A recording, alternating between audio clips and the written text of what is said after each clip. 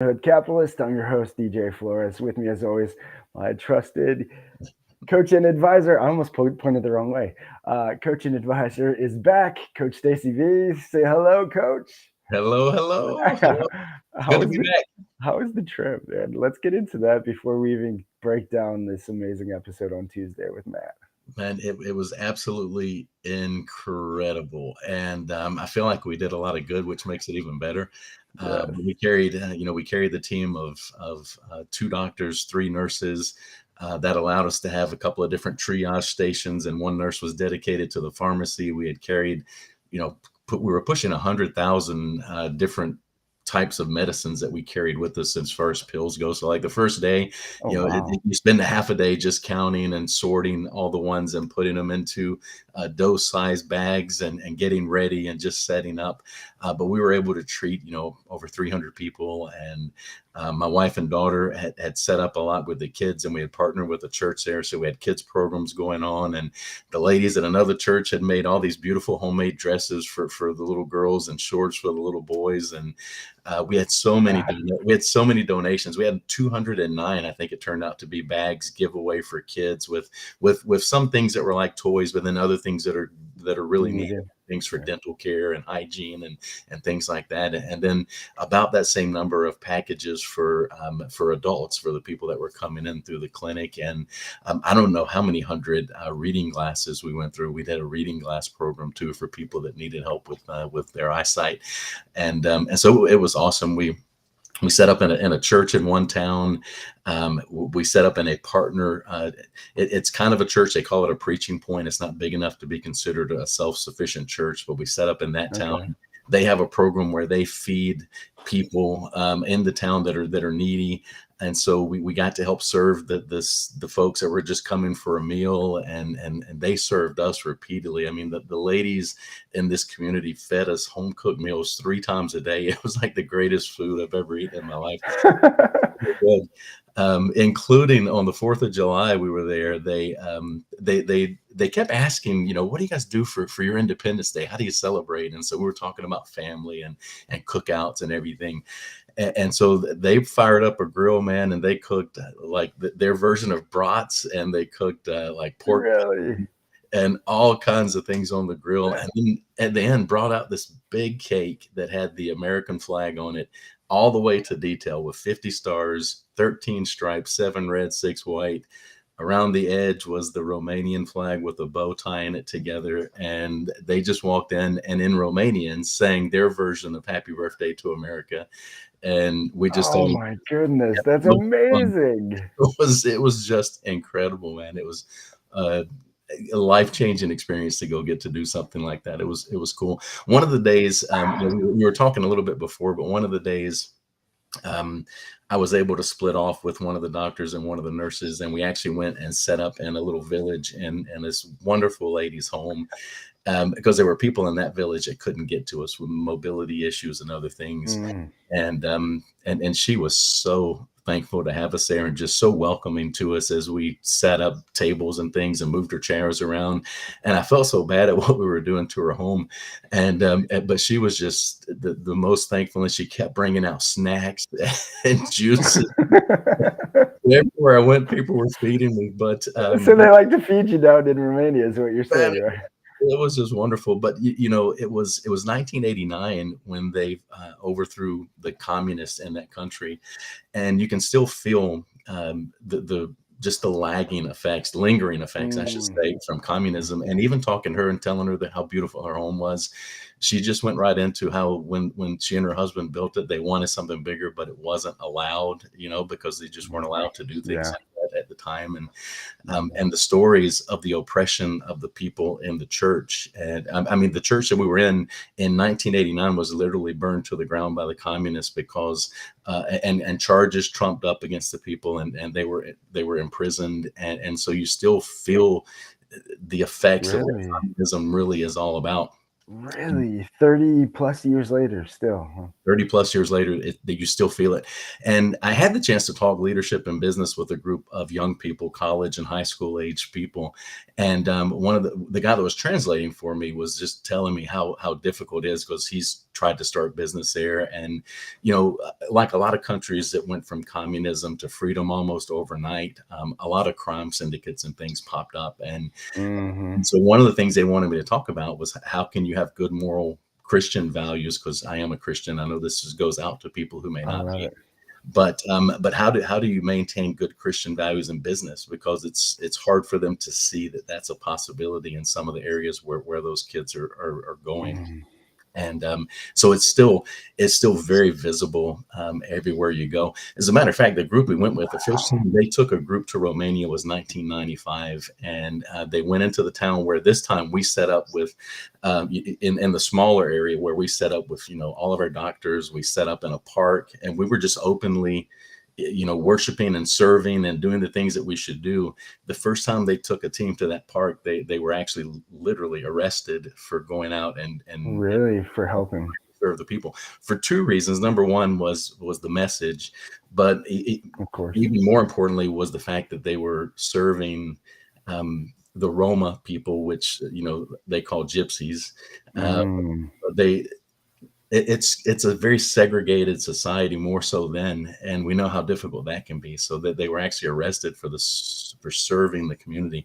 Now the townspeople and the mayors and folks are on board because they see the good that's being done with them feeding people on a weekly basis. They're feeding the hungry. They're serving the needy.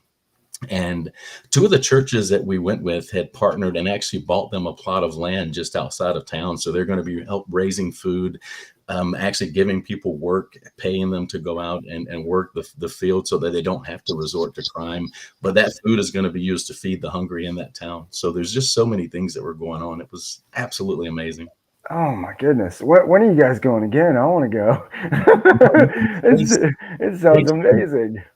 Stay tuned. After we talked about the business part, we talked about going back for a men's conference for business for a few days, and so we're kind of saying our prayers and thinking on how that would look. But I'm hoping to go back for that. And the group that we went with RAM, Romanian American Missions, the team that I was with, they normally go once every other year, so it's normally a once every other year thing.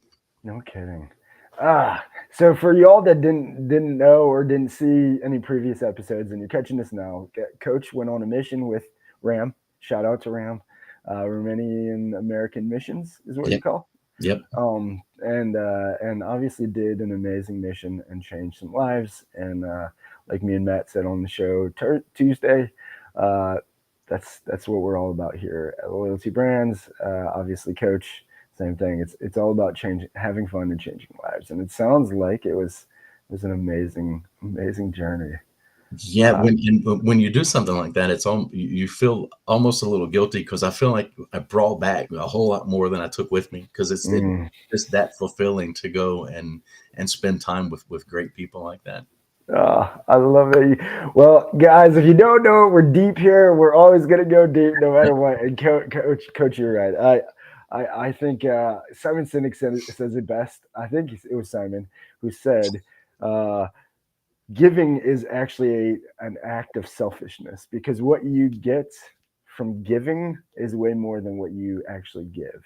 And the fulfillment and the feeling that you get is always more. So just give, y'all. Well, let's get the show started. I do want to break down and get into some videos. I do have some videos, some highlights to kind of show Coach to break down of some things we talked about on Tuesday with Matt. So let's get into it. What do you think? Let's go. All right.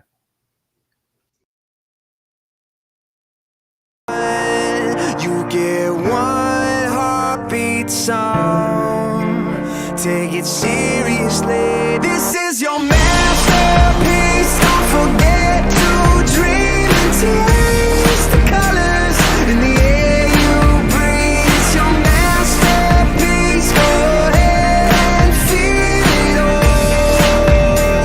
Don't stop till it is beautiful.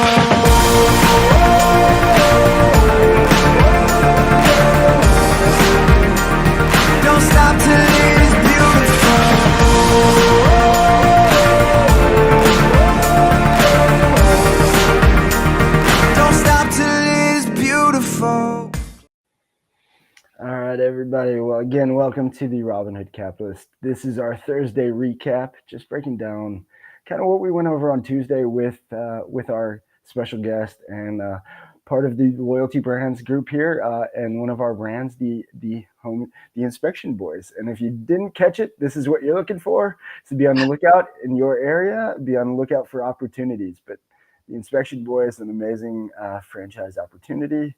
We have opportunities all over. So be sure to reach out to Matt or myself. We'll definitely try to help you out. So some of the things we got into, Coach, I want to get right into it. So one was, and you're familiar from being with John and the workings of the franchise world of John, but you also have some experience with some other franchise systems as well. And so one of the things we did get into was what are the different options for buying a franchise? What are the responsibilities of an area rep or an AR compared to a location owner operator? What have you noticed first in your experience of dealing with the different franchise options to John? Well, that's a very wide-ranging question, so we could jump into a lot of different places. The key is to do your due diligence when you're researching franchises, just to make sure that you're getting with a reputable franchisor. There's so many concepts that are being franchised, and even if it's not like a franchise, they might have a business licensing arrangement or something like that you would get into. But just do your due diligence and make sure. So whether that means you use a franchise, a consultant rep like my buddy Andy Banker at FranChoice that I used, or whether you do the research on your own, just spend time. And when you get names of franchisees to talk to the franchisees, understanding that they're not going to give you the names of the bad ones to talk to. So ask the probing questions and make sure that you listen to what they say, because you can gain a lot of insight. And when you're talking to the successful franchisees, when you're trying to make the decision, try not to ask the questions that are, I don't want to call them meaningless, but I get a lot of questions, and used to get a lot of questions about office setup and where do I put a filing cabinet and things like that. When you're talking to the successful franchisees and you're trying to make this decision, try to get in their head just a little bit. How are they thinking? What did they go through to make their decision? Because what you want to know is, how are they thinking differently than me and getting the results that I would like to get in this business? Not necessarily, I mean, you can figure out where to put the filing cabinets and how to position the desk later on. When you've got them there, just kind of dig in a little bit on how they think, which obviously, DJ, we talk a lot about how important that is here. Yes, sir. But spend time, do the due diligence, and then just find out what kind of support and training that you're going to get going in, because that is really important. And the AR, sometimes it might be called an AD, but it's an area rep, area developer. That is someone from the franchisor who is specifically there to give you support in the franchise system. So just like any other subset of humanity, there's some really great ones, and there's some that probably aren't that great at all, right? That's just how humans are. But what they should do is guide you through how to make the most out of the system that you've joined. So they'll give you the tips, the tricks, the things that like John will have his top 10 things that you should do to be successful in a brand. They'll just help coach you through those things. Now, a lot of times what they're kind of coaching you through is going to be the system. So they know that system for that particular franchise very well, but they may not be as versed in the actual business part of running a business. And so a lot of times when I'm working with franchisees, I don't have to know a lot about the system to help them, because what I'm helping them with is about just the business part of owning a business, because it can be two different things. So the AR is really going to be there to kind of guide you through the process of navigating that system and getting the most out of it. Now there's a couple of different types of ARs too. Like a lot of franchisors will have one that is an investment opportunity. So maybe you are a franchisee and you want to grow and expand. investing in an area where you have multiple territories that you're going to be responsible for developing and selling and then coaching the franchisees that you bring in. That's an investment opportunity. And franchisors also have a corporate position for people that are paid by corporate to support the franchisees, where there's not someone who is invested in that particular area yet.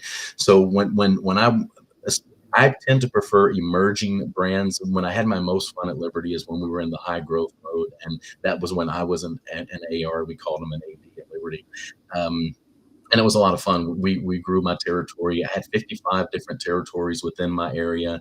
When I started, we had a handful of stores. When we sold it, and it was a nice 7 figures exit we had over 50 operating stores, I think it was. So it was fun. A lot of time, not as much time on the ground as you might think, just because in the world that we live in now, you can pretty much anywhere. Hop on a video call if you need to see somebody in person. Yeah. So you can provide really good support from wherever you happen to be, even Romania mission field. You could still but yeah, so that's kind of how these things are set up. Do the due diligence on the front side. When you're assigned your area developer, use them, because one of the problems I would have as an area developer, it's kind of a no leverage leadership position, because you're trying to lead franchisees who are very independent. Yeah. And the reason they got into the business is to run the business themselves the way they want to run the business. And that there's these 10 things that you really should do very well if you want to succeed. And so as an AR, it can be very frustrating trying to bring but try to suspend that piece of you that's telling you, because you look at this thing and you're like, well, 5 of those people just told me that this is what I should really do, but I don't think I'm going to do that one. You got to stop. You got to stop that and just follow the system. When I see a franchisee that's struggling, normally it comes down to poor leadership on their part. Financial planning is a part of that, because that's a big part of any business that can't make it. Poor financial planning. But I see poor leadership. I see poor hiring and developing their team, and then they just don't follow the system that they're in.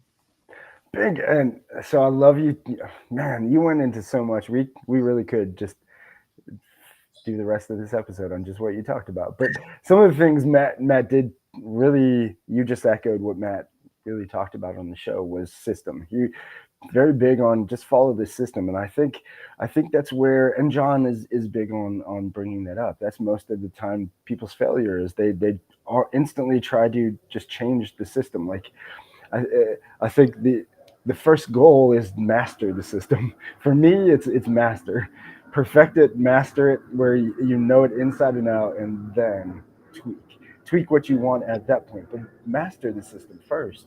It's there for a reason. It works, and I think and that was Matt's big kind of push, and he clearly from the CEO, the Zor role, he's dealing with that frustration of franchisees just not following the system.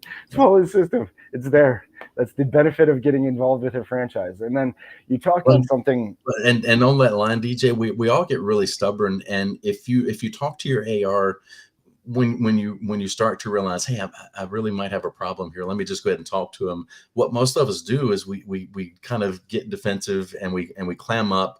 And a lot of times, by the time I would find out that there was a problem, it was a really, really big problem that was really hard to solve. Where if we would just continue that open communication and have meaningful conversations on a regular basis, those problems wouldn't get so big. So, whichever franchise you join, keep that line of communication going, and don't be afraid to say, DJ, I need help. Yes. Because that's what you're paying them to do. You definitely must have watched the Tuesday's episode, because that was a big thing we talked about on the show. And Matt, one of the videos I actually shared on LinkedIn and cut, but was Matt really harped on that. It's the pride, it's ego getting in the way, that you feel like you don't want to ask questions because you don't want to sound dumb. Well, you're going to sound even more dumb if you don't ask, and you get into those big problems. And that's, I'm guilty of it. We all are guilty of it at some point. Same here. We get like, I don't want to sound like an idiot. I don't want to ask that. I don't want to say, who do I, and that's where I think it's, and I just gave this advice to somebody. I don't know who I gave this advice to, but it's really what's helped me was find people that you feel like you can be dumb too. Like find those mentors that you can, you feel the trust. And that was one thing Matt talked about was the benefits of getting involved in a franchise versus starting his own thing like he did with Inspection Boys was you have a family. It's like you're part of a family. If you're in the right franchise system, you have a lot of other mentors out there from ARs, and maybe it's not your AR that you want to get involved because you don't want them to think you're an idiot. Well, talk to a franchisee that maybe is not in your area and you got a great relationship with, or find, but it's finding those people that you feel like you can just put that wall down, put the ego, the bravado, the whatever you want to call it, pride down, and just say, hey, I have no clue what I'm doing. Please help. I'm lost right now. Yeah, And some of the most successful new franchisees that I worked with were the ones that came in and right away would say, tell me who the top 10, 15, or 20 are. And then they would make the investment to travel and actually visit their operations, spend time talking to them, and learn from the other franchisees. That you're absolutely right. That the network of franchisees can be as powerful as any support you get from the franchisor. If you're yes. if you're with the right ones. If you're with the right ones, yes. And that's where the due diligence, and that's why I love you started there, because I think that's what it comes down to in the end. And that's what I try, even now that I'm on the franchise development side. That's what I try is just, hey, looks like you're interested in, hi, looks like you're interested in whoever this franchise, but let's find out about you, because I think sometimes people, just like jobs, you think, well, I know have a good friend, David. Shout out Dave. But he was in IT, very similar to your story. IT his whole life, corporate IT.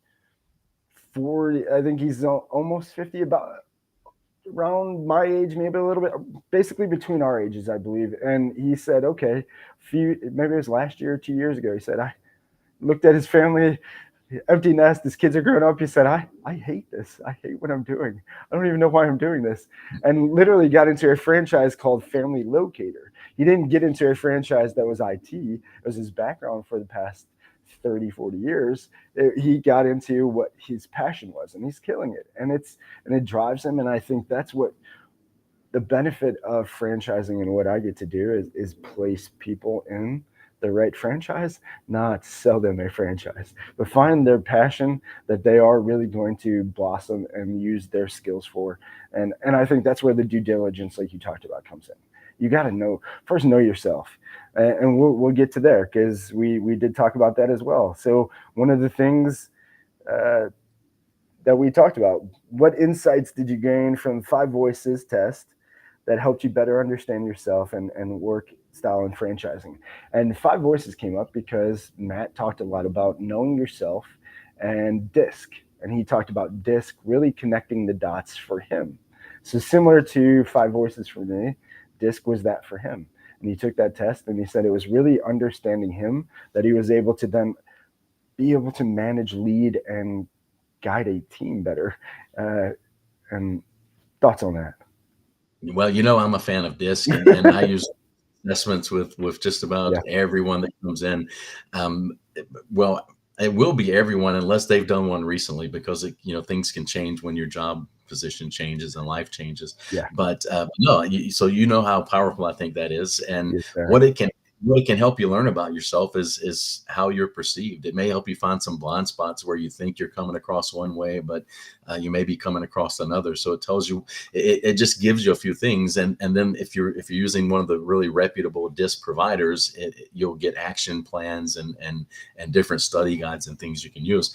But the great thing that it does as well is you start to notice others. And so it's knowing yourself, knowing what they are, and then adapting so that you can connect a little better with that person. So it's very powerful, and probably, this is my opinion, so this isn't a fact, but it feels to me like it's a very underutilized resource that people could be using to get to know themselves and others better. I agree. And I think you nailed it on the head with, you really can't get to know other people until you truly know yourself. Like you you can guess, but I mean, it could be, there's a lot of woo woo but it could be other things, just yourself, reflecting to other people in a bad way because there's something that you have to work on yourself.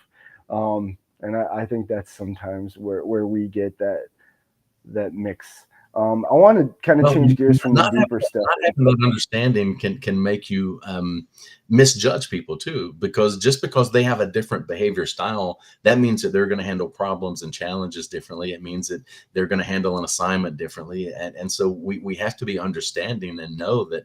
It's not that they don't have the work ethic; it's that they just are handling it differently from what I would do. And so knowing those things just really help you both trust. They help bring the team together and let everyone get along and be better together. Yes, amen. And that's what it's all about in the end: team and being better together. So consistency in marketing, we talked a lot about that. He had even talked about, at one point he said, look up roofing company, the top 500 roofing companies, and you'll see that they have an Instagram, a bunch of social media, that they're out there everywhere. And I feel like the same thing that he obviously must be a frustration point of his, but is there's a lot of people who get into business and they think, well, I got this business started, but now I'll start spending money on this. I'll start spending money on that. I'll do this when I start making money. I'm gonna share the video because I actually did pull this, and then we'll get into this because I'm curious as to how many times you're seeing this in clients that you might be first working with. I mean, first, I definitely listened to a lot of books. I did have a job where I could, what happens in franchising or in business is everybody wants to make money, then spend money. It's once I start making money, I'll start advertising. I went into it like, hey, this business has really no overhead. Besides a computer program, I could work from anywhere. It was on my mobile phone. I had a computer at home. So there was no overhead unless I was paying for it. So my thing was like, well, if I want to get busy and learn the business, I'm going to spend money. And I went out and I spent money. I did advertising. I learned. I made mistakes. And, it was actually around 2016 that I realized that franchising was an option. After I made every single mistake in 2015, I paid this person, I paid that person, and nothing worked. I was like, wow, I started looking at the local companies around me, and ironically, all the big companies were franchises. And why were they franchises? Because they had systems, they had stuff in place, and they told you like, hey, you're going to spend money because you have to, we want you to make money. And they gave you the things where to spend the money. And, it became just an addiction of mine to, learn and understand business and why people fail and people don't fail. And, it's usually what I just said. Most people fail because they're like, well, once I start making money, I'll start spending money on this and that. And they just never get to that point. Thoughts? Yeah, well, when we go through, and I'll tell you the four things that most business owners struggle with, money is right up there as one of those four things. and then when you're starting, being undercapitalized can be a business killer. Now, what I learned from the years with John is that money is generally not the problem, because if you go out, you can find more money if you've got the right idea and the right system. That people are more difficult to find than money. But money is an issue. And so what I try to help people do is we determine, what is the financial situation? What is reality right now? What is the reality that we need to do to grow and expand this business?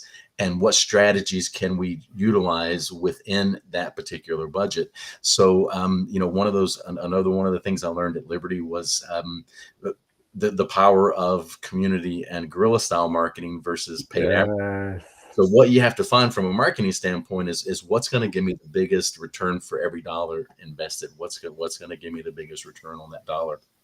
And for us, for all those years, it was so much cheaper to do the guerrilla marketing, and so much more effective, which is what was great for us. And a lot of people, one of the questions we would always ask would be, now let's say that we could run one.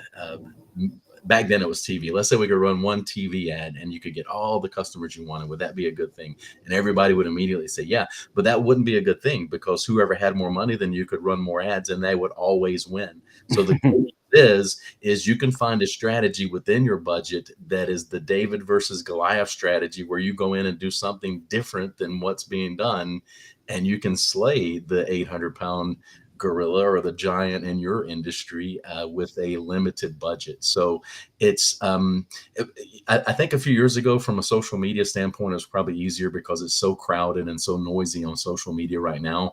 But obviously there's still some places in social media that are great, but man, why not just start right close to home and become a business that doesn't just happen to have an address within a community? Try to become a vital part of that community and get to know people and become a place that people want to be a part of. That'll help you build that name recognition and grow the business as much as anything. That is amazing advice, and I agree. Especially with our brands here and most franchises. I mean, they are local, they are community.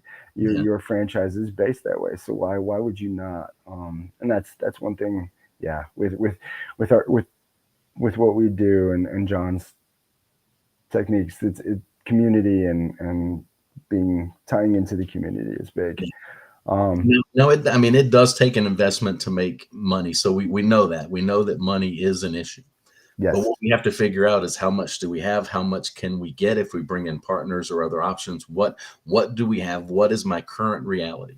And then we'll strategize from that to do the absolute best we can. Now, one of the things he did talk about, specifically the home inspection industry for his brand, is that what are some challenges in motivating and engaging employees that you've seen with people you've worked with? We did talk a little bit about that, and then how can the leaders or owners address these challenges to keeping their team motivated? So you want to know what's kind of funny? And back in that talk I was given in Romania, and the translator that was with me, they're having the exact same problems. They're struggling to find people that want to work, that'll show up on time.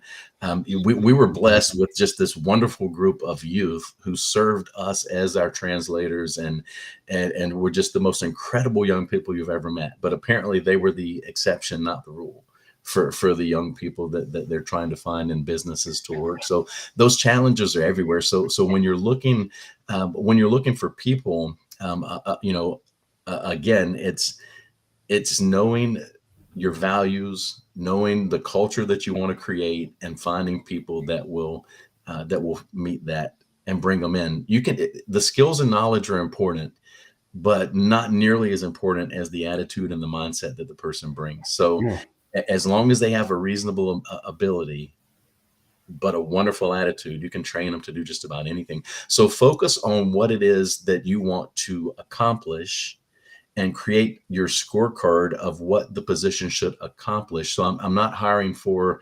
a receptionist. I'm not hiring for a salesperson. I'm hiring for someone that gets these types of results. And I know the type of person I'm looking for because I've done my due diligence, and I'm not looking for just anybody. I'm looking for a DJ. And when I find somebody that seems and comes across to me that just like DJ, I know I'm onto something, and I'm going to do my best to bring them in. And it's a process, and it's not easy.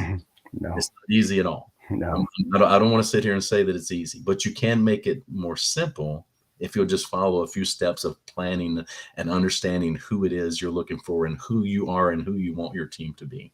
I love that. All right, last clip we're going to get into, because we are running up on time.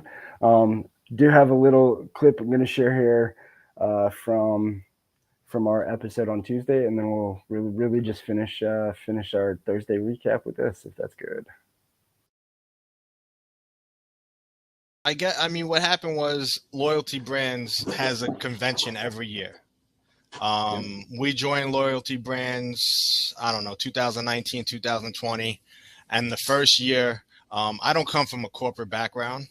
So I've never been to a convention. I've never been to anything. I don't know about like the hierarchy, CEO, all of that type of stuff, but I was really excited about coming to a corporate convention. Yes, We sir. went down there, and it was, it was an interesting thing because, we're one brand, and we're the CEO of a brand, but we're meeting all of these people from other brands. And I met people that were, ARs for a past, Jackson Hewitt, Liberty Tax. I met people that, left those and were coming over to A-Tax. I met people that were, just knew John, and a lot of them were very successful. They all had a lot of money, or not all, but some. And they were just, there. And I'm the type of person that I just take notes mentally. And I was like, wow, all right, they're jumping on the bandwagon. Let's see what happens. And then a year later, when we went back to the convention, there was more people there. It was them plus a whole lot more.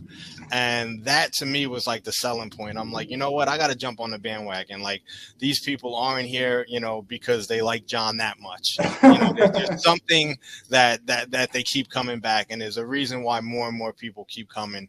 So I kind of was like, okay, let me see what I could do. I knew all the CEOs of the brands, and, a lot of the brands, I love them all, but we're in a niche over here, where we do home inspections.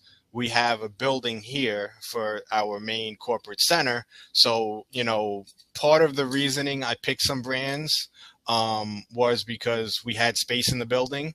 So the first brand we technically bought or opened up was the A-Tax. My thought process was I want to buy the AR for a brand and buy a location because I want to learn what I'm selling. So we bought an A-Tax location, we put it in the building, and we bought the AR. We bought Suffolk County. The plan was once tax season was over, we would get to Zoom and Grooming. So we bought the AR for Zoom and Grooming all along Island.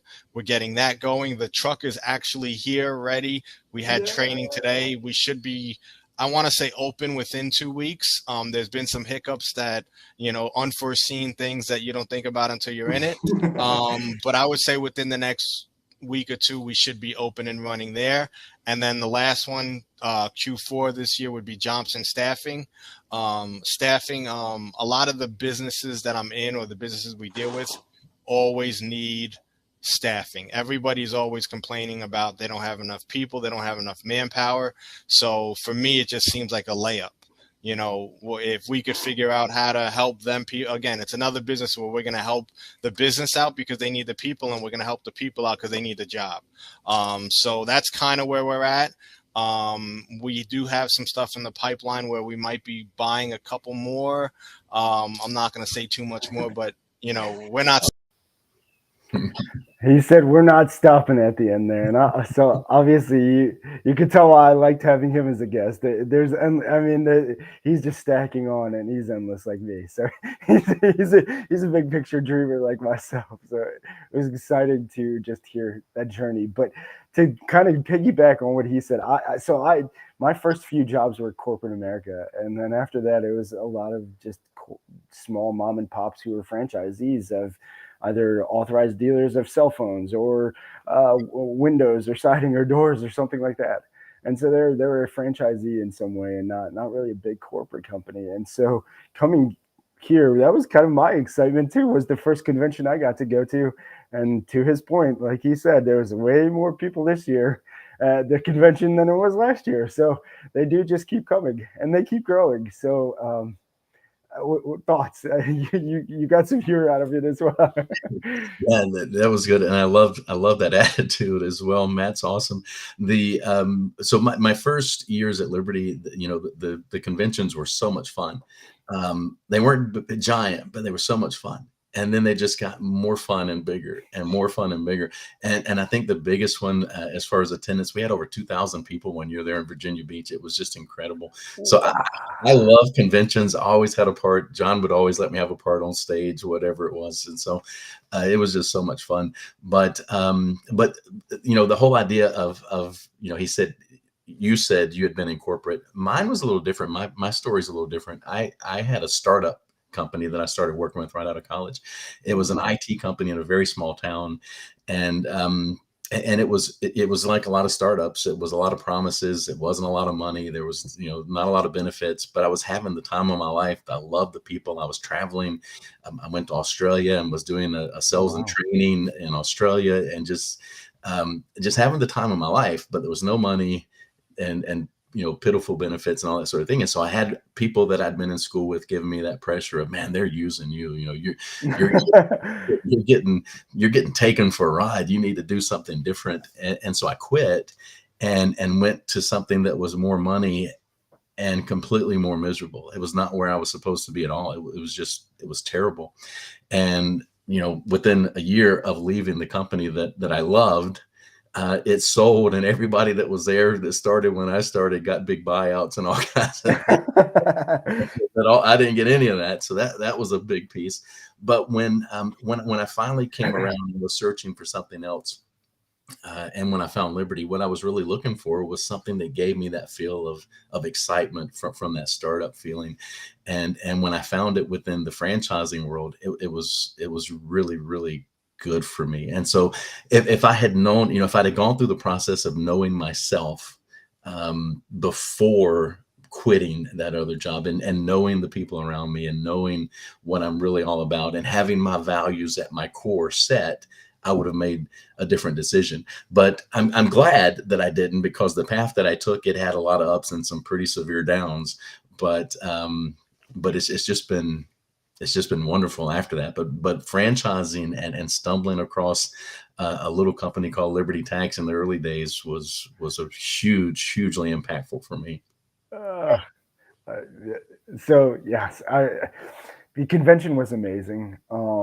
The just being around so many people, like-minded people thinking the same thing. I think that's what really, for me, is the driver of franchising. When you can get a lot of people with the same mission, like-minded. I mean, the team, the feeling, the environment, the it's like going to a conference that Tony Robbins and all of these people are talking at. It just there's an energy there that's infectious.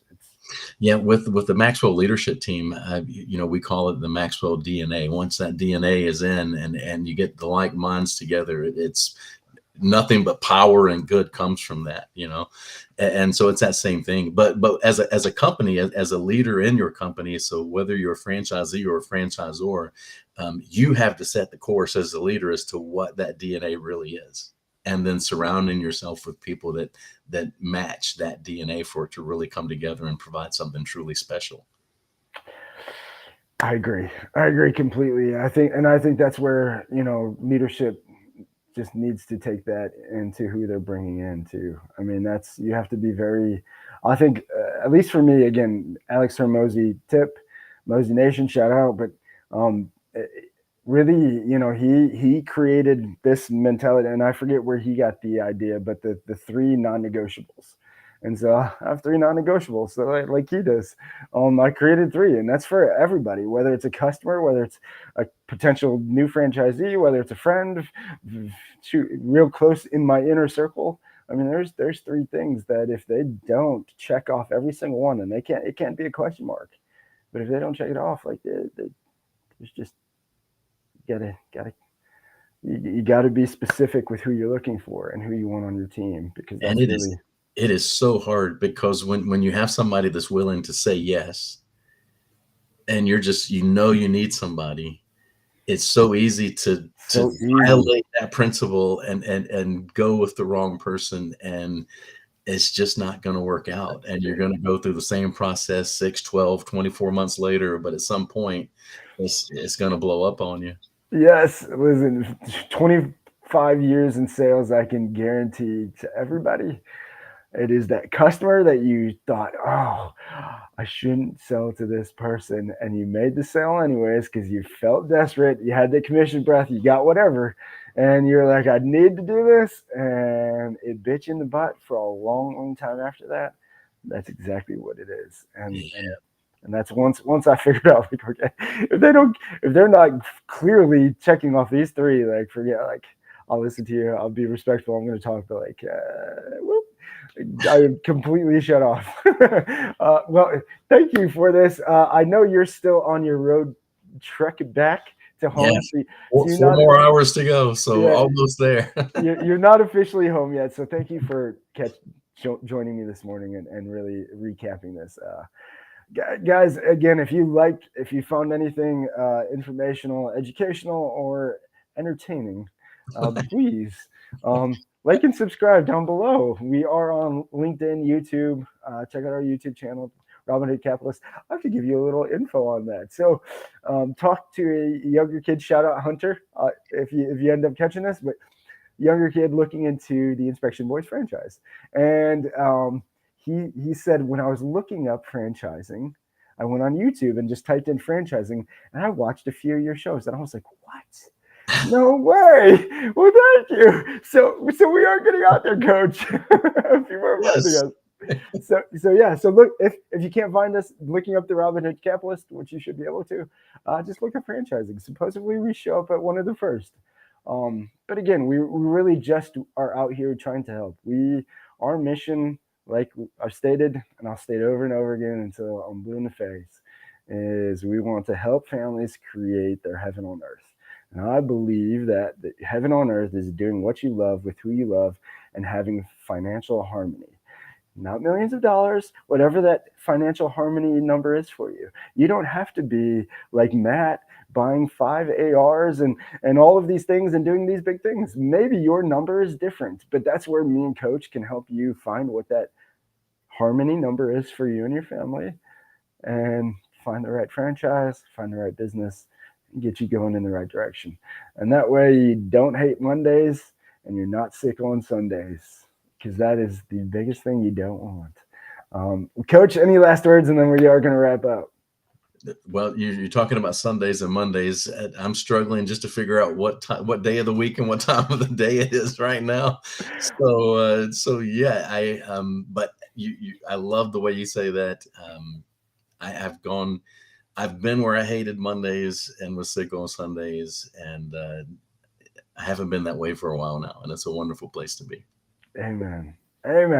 Well, again, y'all, thank you again for joining us live. If you did, shout out to people giving us some mentions out there and in the chat. And be sure, like and subscribe.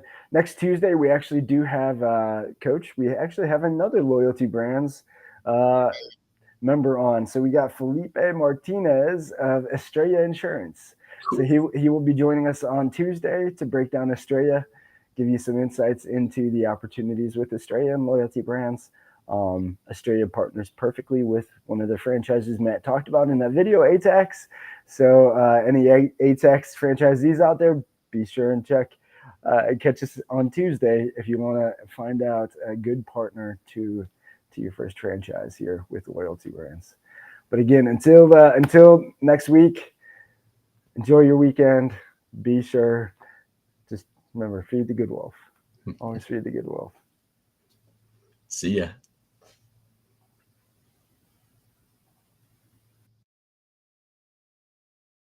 I'm always on the red eye. This time around, it's not even about getting paid.